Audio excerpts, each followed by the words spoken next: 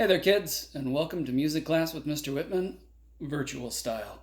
Our plan for music video today looks like this. Step number one, we are going to be singing a song that we know from music class. This is a nice, easy song for us to sing to get us started off on our right foot with our video series from music class. As we move forward, I'll plan on rolling out some newer songs that we may not know from music class this year. Today we're going to be singing a song called Dog Named Blue. Now with this song, some of my first graders and second graders know some different words to this song than my kindergartners, but today we're going to keep it a little easier so everyone can sing along. If you're good, there just may be a magic trick at the end of this video. You better be good. Now, Dog Named Blue is a song that was written about a dog who's a hunting dog. As we discussed, he lives with his family out in the woods, and he goes out to find some animals so that they have some meat to eat. Now, in this song, he finds a little bit of an unusual animal, a possum, as we've talked about in music class. And Blue chases it down, and they cook it up nice and golden brown like a turkey at Thanksgiving. But remember, we don't really eat possums. They're icky. So, we're going to get started. Please remember the most important rule in music class. Sing the song.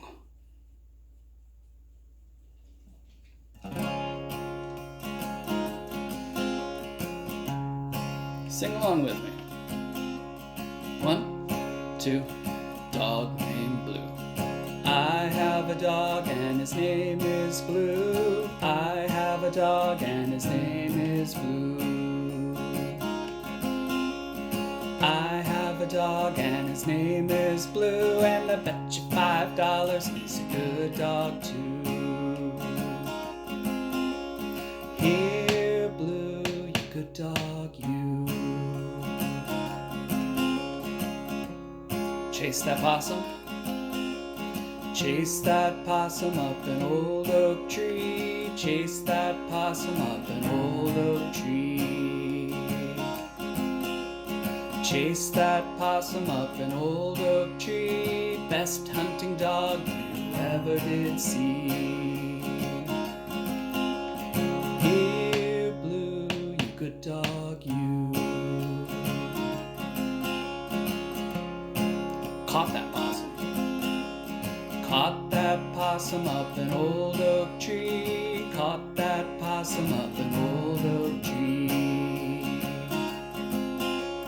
Caught that possum up an old oak tree. Best hunting dog you ever did see. Here, Blue, you good dog, you. Cook that possum. Cook that possum good and brown. Cook that possum good and brown. Cook that possum good and brown. Spread sweet potatoes all around. Here, Blue, you good dog, you. Here, Blue, you good dog, you.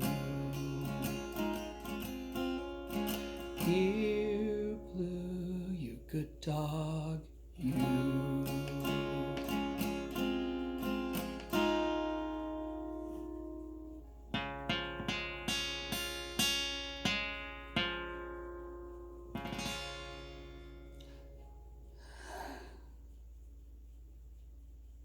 Now remember, we talked about at the end of that song a special music symbol we started to learn about called a decrescendo.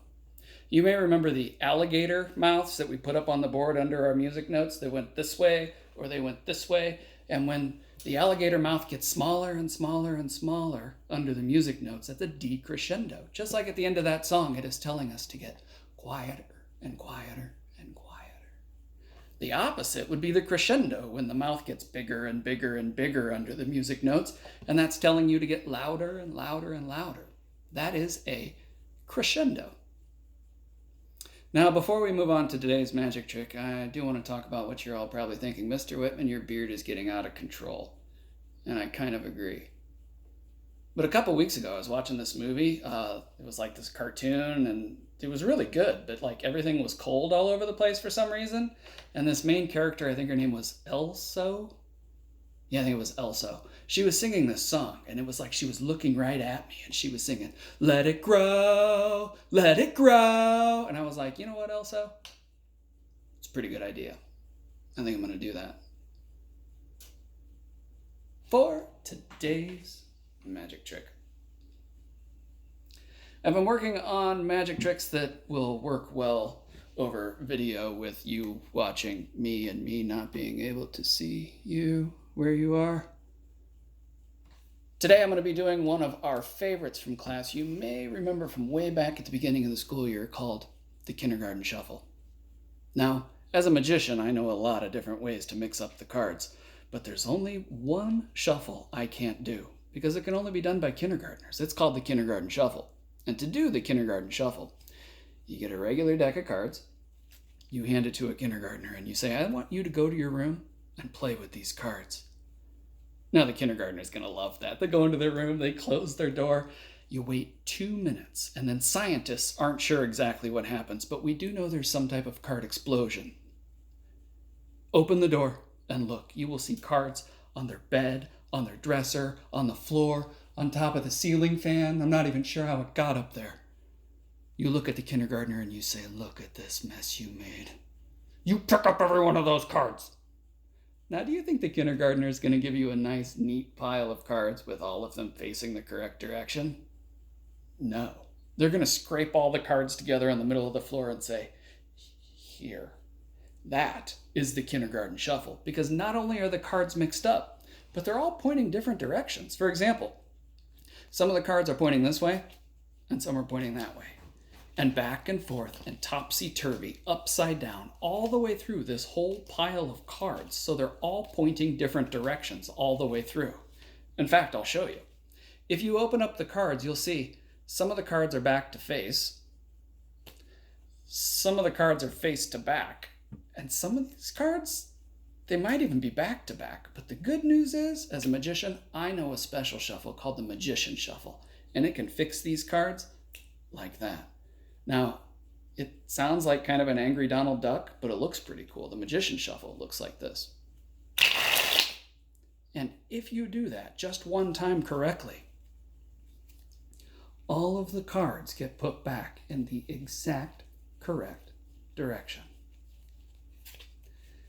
Thanks for coming to today's virtual music class. I will be seeing you soon for another music lesson. Miss you guys. Take care.